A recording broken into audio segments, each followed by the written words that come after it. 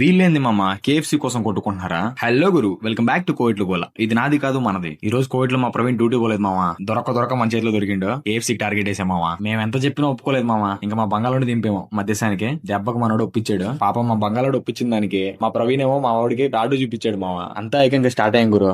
వెళ్తూ మనోడు మొత్తం ఫుల్ ఫైర్ అయిపోయి మీరే చూడండి. మౌంట్ పిలుచుకెళ్తాను కేఎఫ్స్ కి. నెక్స్ట్ వీడియోకి మెక్డానల్డ్స్ కి వెళ్దాం. వెళ్ళేసి కారం ఇచ్చేద్దాం.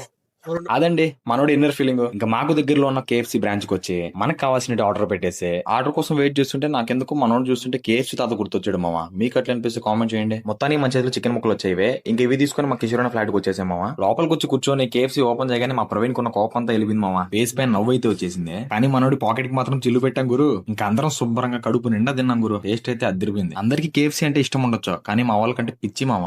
వీళ్ళైతే ఎమ్మకలు కూడా వదలలేరు. లాస్ట్ లో కూల్ డ్రింక్ వేసే మామ. అదండి మన కేఎఫ్సీ స్టోరీ గురు. మళ్ళీ కలుద్దాం.